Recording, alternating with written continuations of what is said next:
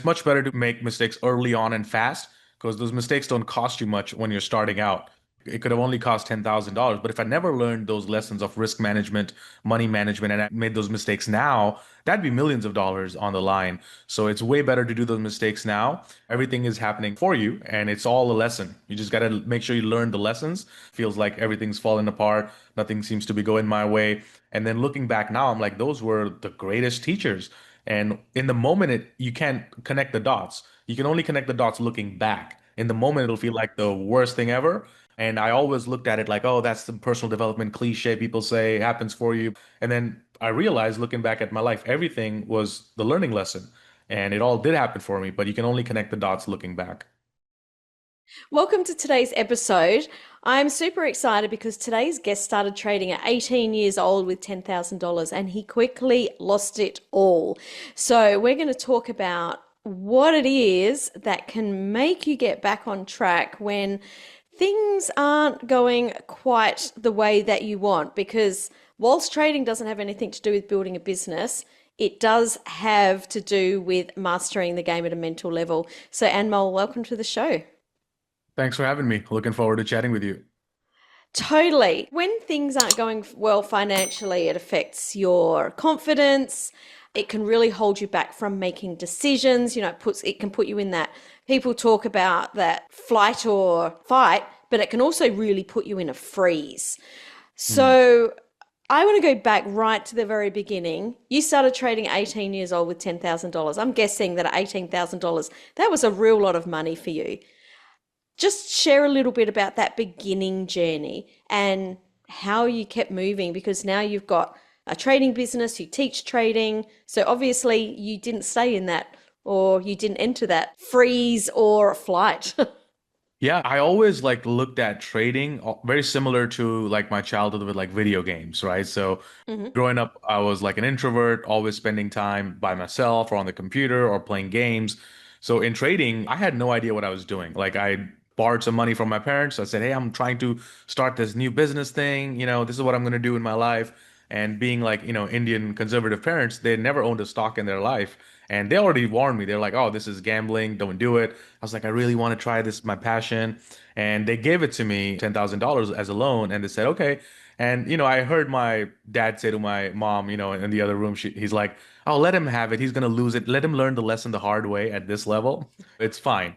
And sure enough, I did learn my lesson because I had no idea what I was doing. Like most people actually who enter the stock market, they rely on what they read online or some article they read or somebody gave them a tip. And then they have no concept of like how the stock market works.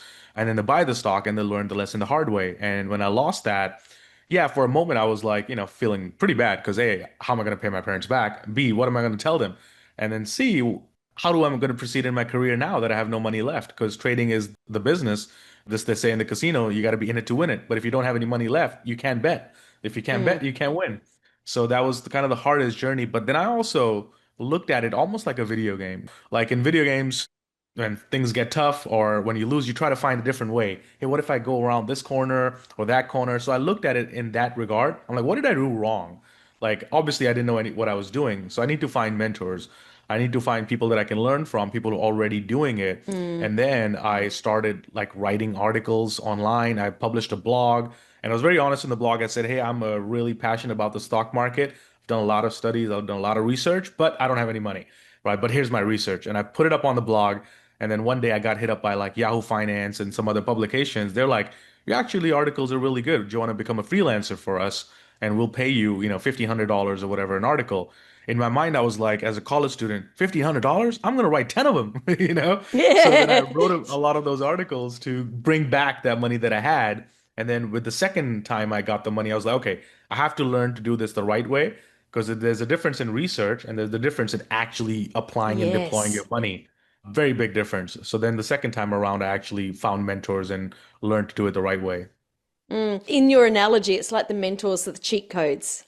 Yeah, absolutely. Because they would have, if I went to them the first time around, they would have already told me the mistakes to avoid. That would have saved me not only the time and the money and the kind of the disappointment that I had in that phase, right? It felt like somebody punched you in the stomach. You feel like throwing up. You can't tell anybody what hmm you just did. That mistake. So yeah, mentors shortcut your time. And that's kind of what I try to do for other people now is like, hey, here's all the mistakes that I made in my first 3 years. I didn't make any money my whole first year of trading. But year two, year three, I figured it out. And now, 15 years into this game, I'm trying to do the same thing what other people did for me when I started. Yeah. Okay, this is really interesting. You made those mistakes and things went wrong. How much do you believe you had to make those mistakes to learn those lessons? Because I'm a big believer in some of the mistakes that we make are bigger lessons than you can learn from anywhere. Like if you make a big financial mistake, you will never make that mistake again, right? And it hits a bit different. Do you have that same belief?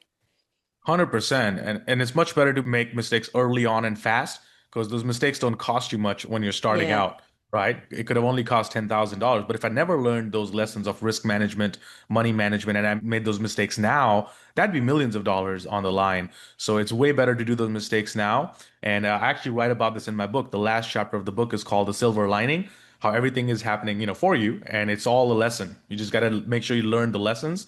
I almost call it like, okay, I just paid the tuition to the stock market to learn my lessons, right? And now it gave me Yes. the lessons that I'm now applying. And my biggest lessons in life have been those lessons where in the moment it feels like everything's falling apart, nothing seems to be going my way.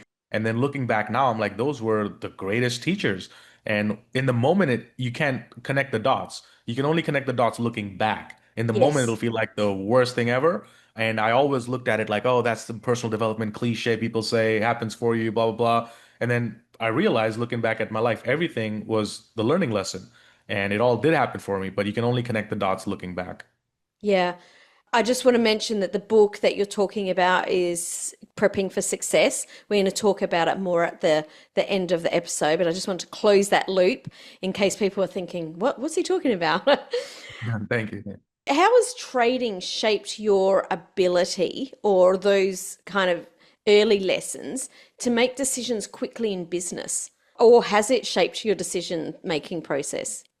Yeah, it's been huge because, trading is the biggest personal mirror you can ever get because it's me and the computer. There's no Hmm. colleagues, there's no office Hmm. politics, there's no suppliers or vendors or, people dictating my results. It's literally how me and the computer interact with each other. There's no third party influencing my results. So that teaches you self-accountability and being able to take responsibility for everything you do, all the actions. Because in trading, there's nobody you can blame. You can't blame it on your boss, your colleagues. You are the boss.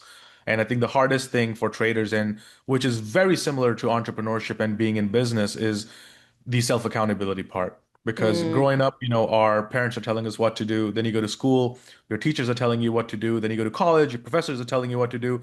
And then you go get a job, your manager, your supervisor, they're going to tell you what to do.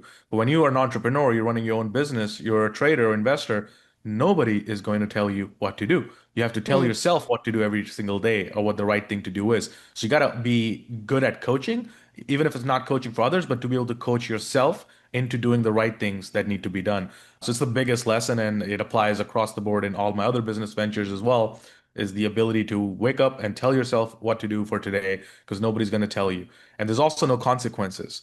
Like in a job, if you don't mm, do something, there's a consequence. The boss is going to come at you, supervisor is going to say, "Hey, what about this deadline? You didn't meet it." In business, as an entrepreneur, we have to meet our own deadlines, right? So mm. the ability to like push yourself and be your own boss is art that it's a little bit harder for a lot of people to learn because I've seen a lot of my coaching students that come in to go teaching them the concept of risk. Because in a job environment, they've never had to risk their own money to make money. Whereas in No. as a business owner, you got to be putting money in your own ads, right? You got to be Yeah. putting your own money. So the concept of risk to master that in conjunction with the self accountability is the biggest piece of being an entrepreneur. And I think of trading as like an entrepreneurial venture because all it was me and the computer, and now we built something out of that. And so it's a very similar approach to running a business. Oh, 100%. And I think you were talking before about finding the lesson. And when you put that with the accountability piece, that is definitely what I notice in the people that are going to do well in business versus the people that are just going to fizzle off to nothing, essentially. Because someone that's going to be successful knows that things are going to go wrong. Like you can't be in business and something's not going to go wrong. And I remember Stephen Bartlett telling me, Sam, like 10 things that you do, 8 of them aren't going to work. So you just got to do them faster because they're Mm. going to go wrong anyway. So, that ability to find the lesson, like why it went wrong, and not turn it on yourself and say, oh, I'm terrible, I'm not good enough, is really, really important. It's just like, Mm. okay, that didn't work. Why? What do I need to do differently? What needs to change? What data do I have? And it's about almost like you do want to feel, but there needs to be that really fast decision making. So, how did you shape your ability to make decisions quickly like that so that you can take the lesson and move quickly? Yeah, I think exactly what you said is like you take a piece of information, and as soon as you take that piece of information, what most people will do is they'll go on to the next podcast or the next video course or the next mastermind, and they'll keep being stuck in what I call the learning loop, where they always feel like Mm-hmm. they want to learn more, and they're trying to have to get it perfect. But it's better to, like an iPhone, launch the iPhone and update it later. So the faster thing to do is how quickly you can go through the cycle of taking in information, applying it, learning the lessons from you applying it, tweaking it, and then moving on. And then the quicker you can go through those circles of cycles, the faster you're Mm, going to get to your goals. Most people either this get stuck in the learning or they learn, they apply it, it didn't work, and they're like, oh, it didn't work, and then they go back rather than learn the lessons, move on, and go through those cycles as fast as you can. That's how the yeah. biggest businesses in the world have progressed. And you have to have a mentality, I say, like, you got to be like AI, right? So if you give AI a task to do, it's not going to say, oh, well, what if I'm not good enough? What if it's not working for me? Mm-hmm. It's just going to take the information you give it and it's going to say, if this, then that, right? If this happens, then I'm going to do this. If that happens, I'm going to do that. So you got to almost think like AI rather than, oh, why did it happen to me? No, just take the lessons Yeah. and continue on to that journey of the cycle. So I think that's the fastest people go through that, the better. And the biggest businesses, if you take a look at Tesla or Apple or the biggest business in the world, they take the information, they reiterate really fastly. So the quicker the cycle moves, the faster your business moves. Yeah, and I think you mentioned then, oh, like, why did this happen to me? One of the biggest shifts for me happened when Byron Katie said it. Life doesn't happen to you, it happens for you. And you mentioned that just then as well. It's really important to think that because it's not happening to you, it's happening for you. So just get those lessons really quickly. But some of those lessons are harder than others. Some of them are little tiny lessons, and that's really easy to move through. Some of the lessons can be devastating. They can cost you a lot of money, or they can, you can really take a personal hit. So, what are the top mental habits that you've built to stay calm in those more chaotic times? So I use what a Stanford professor Carol Dweck talks about in her book Mindset, right? The growth mindset of like not what's happening or why did it happen or what's going wrong. Okay, shift it to reframe it to what am I going to do about it? How are we going to fix Mm, it? How are we going to overcome it? So the way I use it in my business with my team is like my team knows anytime they come with like an issue or a challenge or a problem, it has to be accompanied by three potential ways you could solve it. So then they come to me with a problem. Hey, this isn't working well, but here's potentially three ways we can do it. And then I can go overlook and okay, try number two right now, right? Or try number three. And then that way they quickly move through the cycle. And maybe next week they come back and say, okay, step three didn't really perform well. I'm like, okay, let's try step one. And we'll just keep reframing into, okay, what am I going to do about it rather than what's happening? And going back to my video game days, I always go back to that. It's like, when you cross a level in a video game, right? Then things get tough. That's mm, how life is. If things are getting tough, that means you're leveling up. You're going through another level, so you're gonna have new set of challenges. So you have to build your character in the video game up to the level to handle those challenges. And you do that through being productive, to mental resilience, and most importantly, through living with integrity, which is living and honoring your word. Do what you said you're gonna do, and do it when you said you're gonna do it. And do it because it's the right thing to do, whether you feel like it or not. So anytime my team comes to me and say, "Hey, okay, we were supposed to meet this deadline. We're not able to meet it." I'm like, "Okay, great. Well, what now? What are we putting in place to ensure the next deadline gets met?" Right? So they have to have something concrete that they're going to put in place. So a story about my life was like a year ago, maybe in 2, 3 years ago, I was chasing like the business dream, the money dream, and I had all of that, but my health was a complete mess. Right? I wasn't mm. working out. I was not eating healthy. I was traveling literally every single week. And then I ruined my health. And I said to myself, all right, I'm going to start working out from tomorrow. And then tomorrow comes, but it's Friday. So you're like, Uh-huh. oh, I'm just going to start from Monday. And then Yeah. Monday comes, but it's like the 28th of the month. All right, I'm going to start from the 1st of next month. And just like that, you eventually push it off to the New Year's. And then years just kind of went by. And I noticed, okay, there was a lack of integrity in my own life. So I first realized that I own it.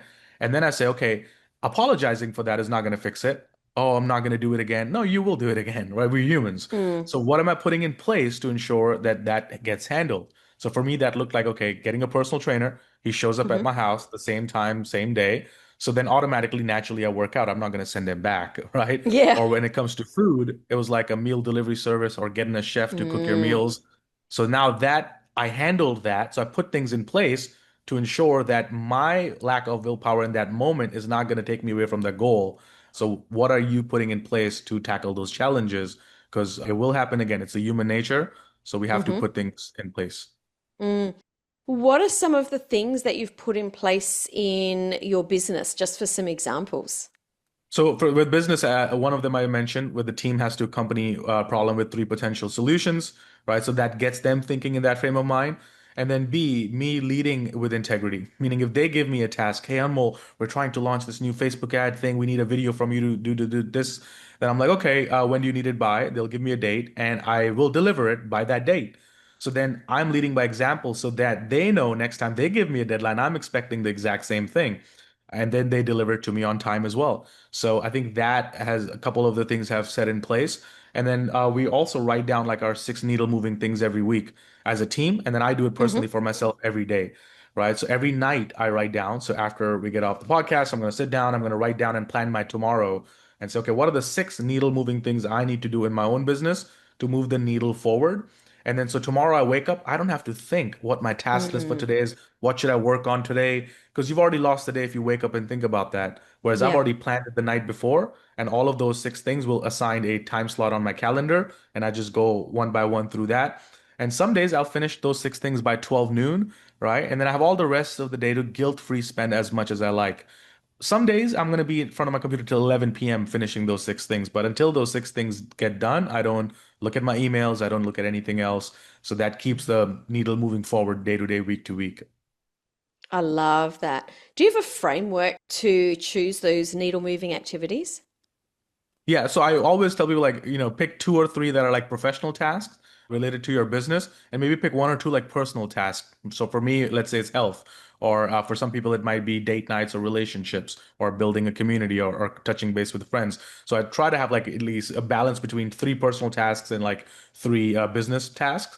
Sometimes there could be four or two, but I try to have at least one or two personal tasks. Now, if let's say I'm putting working out every single day on my six needle moving things, right? But for someone, let's say, who loves working out, that's not really a needle moving thing because you're already going to do it anyway naturally. Yeah, Right. right. So don't put the easy stuff in there. Put the stuff that you don't naturally feel like doing or don't want to do. And if you do that task, let's say consecutively for a month, then I consider that as now that's become a habit. So now that cannot go into the sixth thing. Now that's a habit. You do that Mm. anyway, and you replace that with another new thing. And I think just by doing that has been the biggest productivity game changer. I love that. I really love that so much. What's one belief that holds people back from making those decisions where sometimes it's not even in someone's awareness? Maybe it is, and they have like a maybe they're afraid to do something because it's so far out of their comfort zone. How do we A, get that awareness, and B, then how do we flip it and make sure those needle movers are on the list? Yeah, I personally think deep down, if people really think about it, they are pretty much aware of what they need to be doing.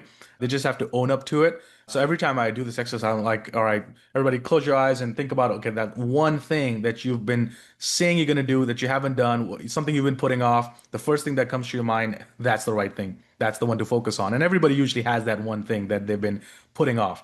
Like you, like me, probably know people who in 2019 said, I want to start my podcast. I want to start my business. I want to start this side gig. I just don't have the time. I'm so busy with my job.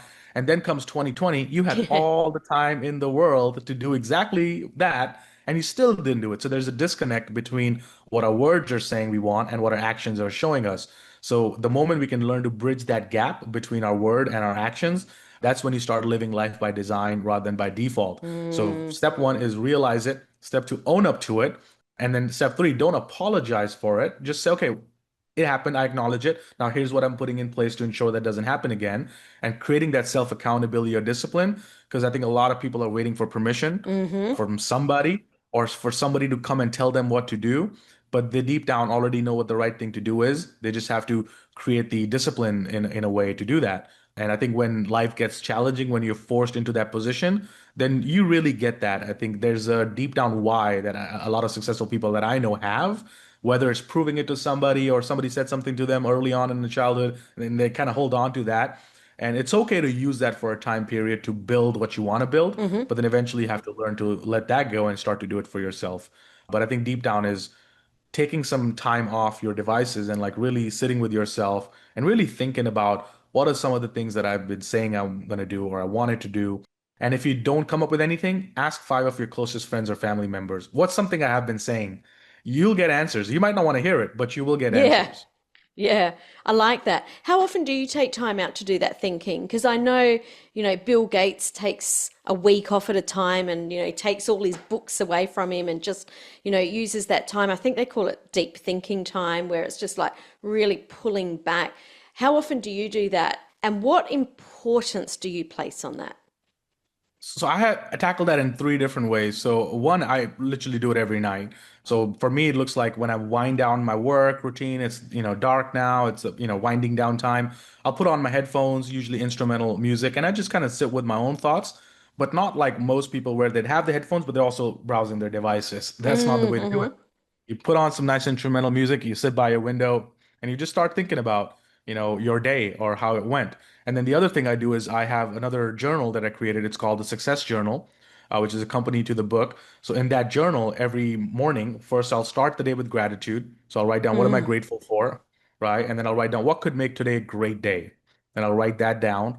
And then in the evening, I do the same thing. I do a reflection on, okay, what went great today, right? So again, ending the day with gratitude. And then Mm-hmm. what could I have done better today? Where could I have showed up better? I'll write that down. And then I'll write down, okay, what are the six needle moving things that I need to do tomorrow? And then I'll schedule that on my calendar. And that's it. It literally takes 5 minutes a day to fill both the morning and the evening sections out of the journal. And that it creates the habit and you get all the scientific benefits of gratitude and journaling that most people know there are benefits, but they still don't do it. Yeah, Because with totally. most people, it's like you buy a diary and I do what? Dear diary? It's hard to journal like that. So Yeah. something gives you prompts, it makes it a lot easier. So that's one way. The other way is I'll do that maybe it's not a fixed timeline, but whenever I feel like I need a break, right? If I feel like, okay, it's been 3, 4 months, I need a little time out, then I'll drive up here in New York up to the Catskill Mountains, Mm-hmm. and there I'll get like a nice little cabin, and I'll just take a couple books, some music, and that's my downtime. I'll just go on a Friday, come back on a Sunday or Monday, and that recharge in nature in the woods, just getting a cabin, is probably for me, that's my downtime. And yeah, and the third is like I travel a lot. So anytime I'm on the airline, it's like audiobooks and me for that time period. I love that. And I think that I'm very similar in that I take the time out, but I'm not quite as methodical as you. But I Hmm. can definitely acknowledge it or recognize, like, oh, I'm starting to almost get into a pattern of just like chasing my tail. And it's like, Mm. I've got to stop, I've got to get away from devices, and I've got to just get away and like empty my mind, because we don't come up with new ideas and we don't come up with new creative ways to do things when we think our way through them. It's like Mm. actually when we turn off our mind that it comes through. It's like we have to switch off. I have crazy ideas when I'm in the shower or when I'm driving or when I'm going for a walk. It's not when I'm sitting at my desk going, all right, how am I going to work through this? Like, yeah, sure. Sometimes when I'm sitting at my desk, I'll walk through things, but it's in those other times where something different will drop in. So I think that Mm. that's so important to take that time out. Yeah, and it's great for your mindset too, because one of the things that stuck with me, I don't know who said it. Somebody told me this many years ago, and it just stuck with me. Is like anytime you get a negative thought or a anxious feeling or doubt, never trust a thought that you had indoors, right? It's the Ah, best thing that stuck with me forever. So anytime I feel anxious or things are not going well, I'm like, okay, I'm not going to trust any thought that happens indoors, right? And that's when I know, okay, that's maybe my time to go into nature, and I'll go there, and then I'll get different thoughts automatically, and then I know to trust that a lot more. So I think that's the biggest thing to encounter like overwhelming or anxiety kind of feelings is like never trust or doubt or a negative thought indoors. I've never heard that, but it makes so much sense. Hmm. I know that I'll say to my husband, "Oh, I feel like really overstimulated. We need to go camping." Because it's Hmm. just so I guess I'd thought it without even realizing what I'd been thinking. But I know that when I'm super overstimulated, it's like we need to get out, we need to get into nature, we need to have no devices, just a campfire, when it's dark. It's just, oh, I love that. I'm never Yeah. going to forget that. That's so cool. Yeah. You talk a lot about identity. What are some of the techniques that you've used to become the person who gets the results? Hmm. Like you've talked a lot about some of them, but what about actually, a lot of people say it's being that person before you are that person. Can you take us through your process there? Yeah, there's a couple of ways you do that. So first, it starts with like determining my values, right? So what are my values that I want? There's two different value sets. So one is the values that we want and the values we want to cultivate in ourselves, right? So we write those down. Let's say, okay, I want to be, productive. I want to be confident. I want to be this. And then you write down what are your values showing right now, like what your values actually are. And that's a hard one for most people. So it takes a lot of line of questioning to get that out of them. It's like, what are your actually values now? So somebody might say, okay, I value wealth. I value money. I'm like, okay, how much do you save? How much do you invest? They're like, oh, I don't. I'm like, so, okay, so that's a value that you want to have, but that's not the value you Mm, currently have. So then I get them to write down 10 benefits of having that value, right? And then they write down 10 negatives of having the current value that they have. And in the process of doing that, they will start moving and they start seeing the disconnect between the values they want and they have. So I think that's number one. And then what's the top of your value? So I'll go through them. Okay, what do you value? They'll give me a list of 5 things, and I'll go through each one of them. Is this more valuable than this? Is this more valuable than that? And keep going through until they rank it in order. Now they have values. Now that makes decision making super clear because anytime I have faced with a tough decision in my life, I'm not sure where to decide. I'm like, which decision aligns with these values? That's it. And it just makes the decision making really quickly. So I think that's one step. And in terms of the building your identity, the second hmm step is visualizing. So you close your eyes and you imagine the ideal version of you. And then there's a line of questioning there too. Like, what does the ideal version of you look like? What does it feel like? What's it wearing right now? What's it dressed like? Right. And then mm, if you were a third person observer, like floating up here and looking at your ideal self right now working, what's it doing? Like, how is it living its life? And then we get them to write all of these things down. And then you start to incorporate what that ideal version of you would be doing. So if the ideal version looks like this, okay, so to get that, he's probably eating healthier. What's he eating? Or what's she eating? Or what's she doing for her workout? And kind of reverse engineering what the ideal version of you would be doing. And then putting that into your 6 things and putting that into your calendar. And in short enough time, 6 months, 12 months, if you keep living like that, you're going to be much closer to that ideal version of yourself. love that so much. Now you're talking a lot about putting systems in place essentially so that you can stay on top of your game. There are some times in business, in trading, where you take a real big hit and things can feel really personal. So, how do you look after yourself, or how do you not let your emotions cost you and lose when those big hits are happening?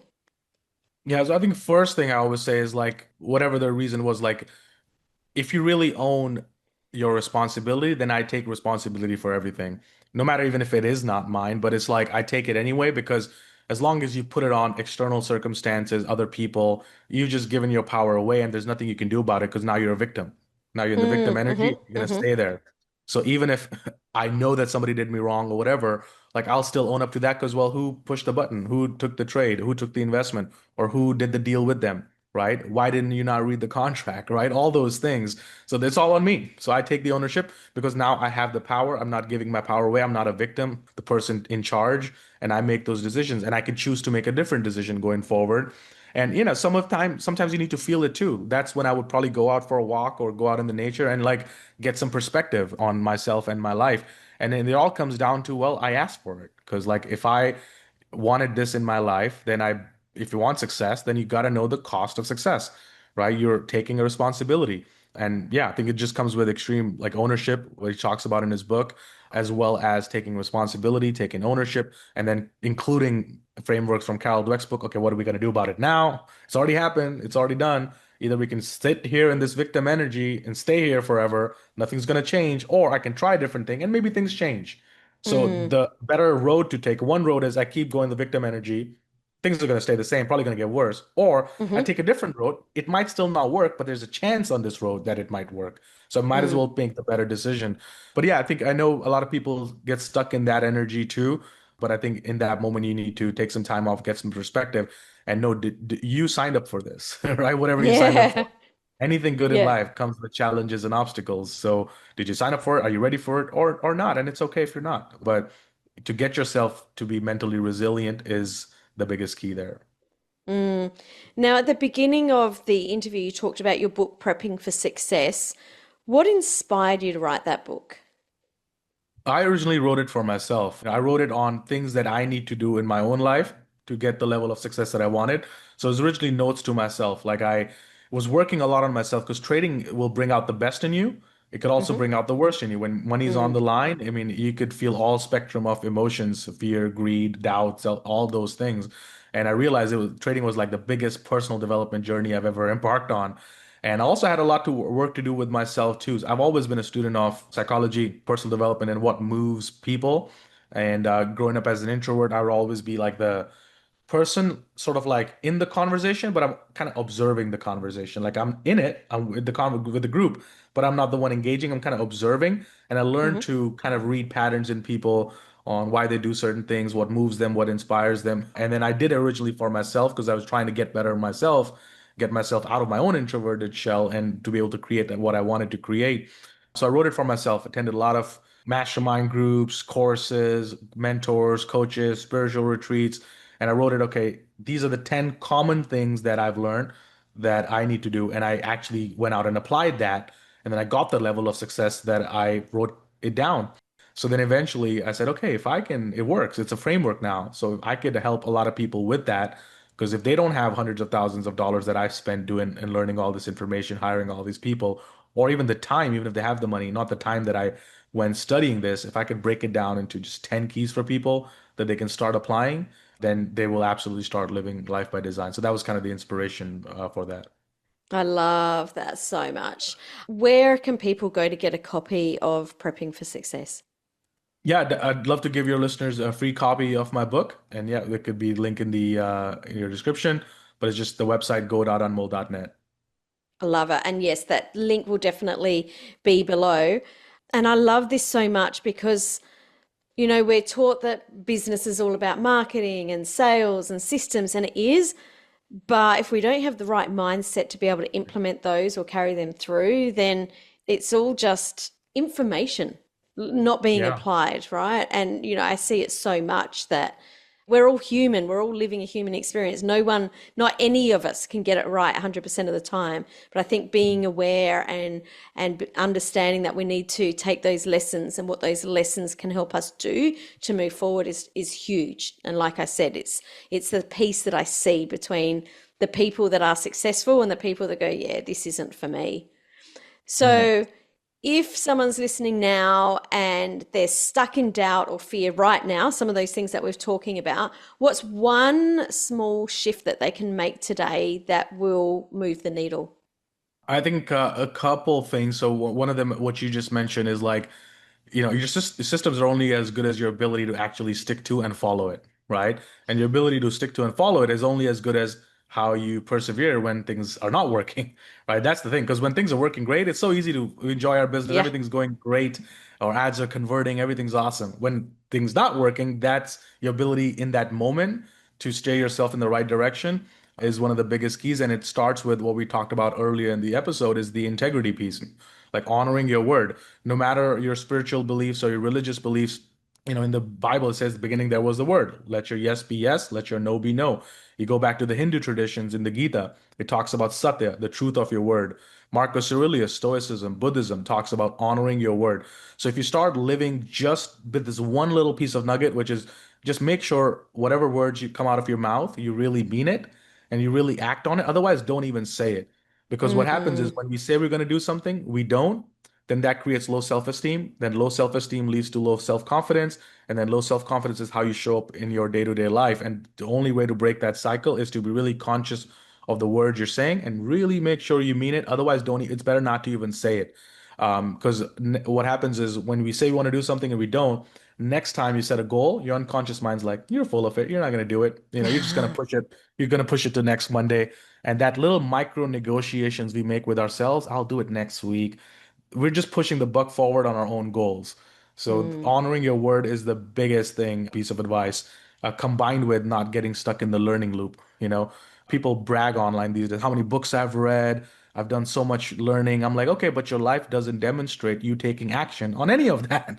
Like you've learned all mm, of this information, but why are you not applying it then? So every time you learn something, read something, like I'll read a chapter of a book, and first thing I'll do is I'll close it and I'll say, okay, what did I actually learn? And how does that apply into my life? Only then I move on to the next chapter by answering those questions. And that's kind of how I formatted my book. Each chapter ends with like, okay, here are the 5 things you need to do this week before you move on to the next chapter, because more information is not going to change your life, right? Application is what's going to change your life. True knowledge is applied knowledge. Otherwise, you're just hoarding information. mm. I love that so much. I've loved this conversation. Anmol, thank you so much for coming on the show and sharing your insights and the things that you're passionate about and you love. It. Really appreciated this conversation.